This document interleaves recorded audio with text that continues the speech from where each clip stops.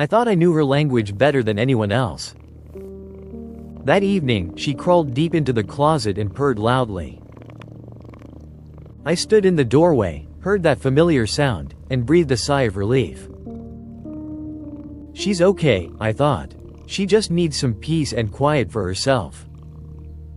I quietly closed the door and went to bed. What I didn't know, what I only understood much later, still breaks my heart today. This purring wasn't a sign of peace, it was a silent cry for help. And I didn't hear it. Today I'll show you 4 things about purring that you've never learned. And at the end, there's something I couldn't talk about for a long time. Something a vet explained to me after Mia was gone. It didn't take away my grief, but it gave it a different resonance. Stay until then. Let's start with what this sound really is. Not what we believe it to be, but what happens in her body at that exact moment. Dr. Elizabeth von Muggenthaler from the Fauna Communications Research Institute documented that cats produce frequencies between 25 and 150 Hz when purring. These frequencies are exactly in the range that medicine uses for bone regeneration and tissue healing. Her body uses this mechanism when it is under pressure, not when it's relaxed. Imagine. She's lying on the floor, shivering slightly, and you hear this deep, calm humming.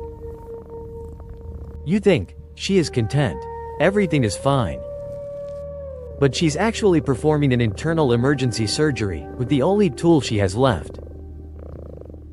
Purring isn't her smile. It's her survival mechanism. I had to read that twice before it really sank in. But here is something almost no one has ever heard. There's a second way of purring, one you immediately recognize but have never truly understood. When she sits next to your head early in the morning and makes this urgent, almost plaintive purring.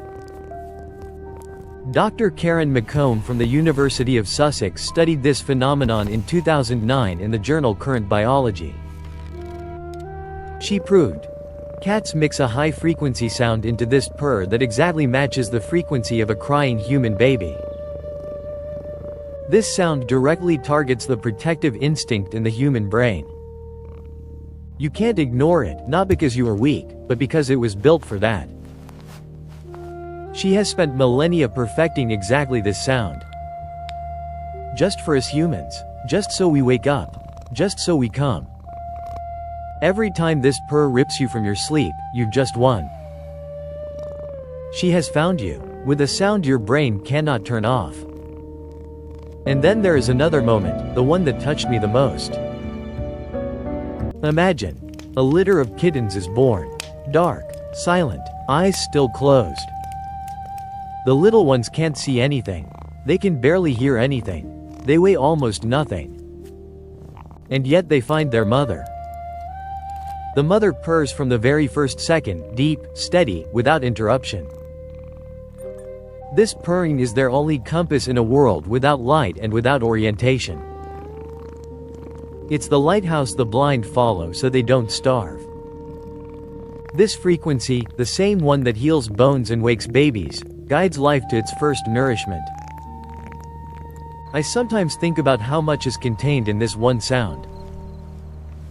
Healing, calling, guiding, all in one single, deep tone. And then comes the part that concerns us ourselves. Adnan Qureshi from the University of Minnesota published a study in 2008 that followed 10,000 people over 20 years. The result? People who live with cats have a 40% lower risk of dying from a heart attack. 40%. You thought you were caring for her, giving her food, warmth, a safe home. But she sits on your chest when you're sick, and her frequency lowers your cortisol level. She lies on your bad knee and her vibration promotes blood circulation in the tissue. You brought her into the house. And she quietly started repairing you. Not because she had to. Because that's what she does. And now there is one more moment I couldn't talk about for a long time. A moment many of you know. Some It's suspect okay, it, sweetie. some fear it. I'm right here with you. You're at the vet. The table is cold. Her eyes are half closed. And suddenly, in exactly this moment, she starts to purr. You don't know what to make of it.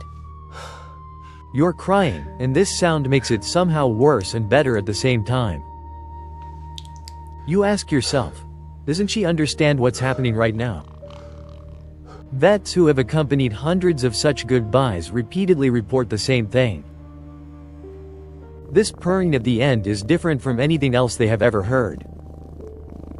It is quieter, steadier, almost like a prayer. Did you know who she was purring for in that moment?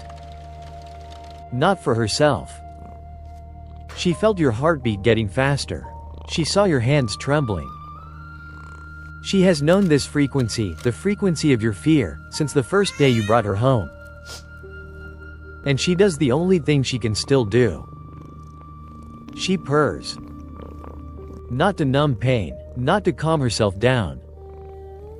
She purrs so you know, I am still here. I am with you. Don't be afraid. Do you remember when she first fell asleep on your chest as a tiny kitten? That deep, steady humming under your fingers, that was her first promise to you. I am safe. You are safe. We are together. And at the end, she keeps this promise one last time. With the last breath she has, she returns the sound that connected you. I think of Mia.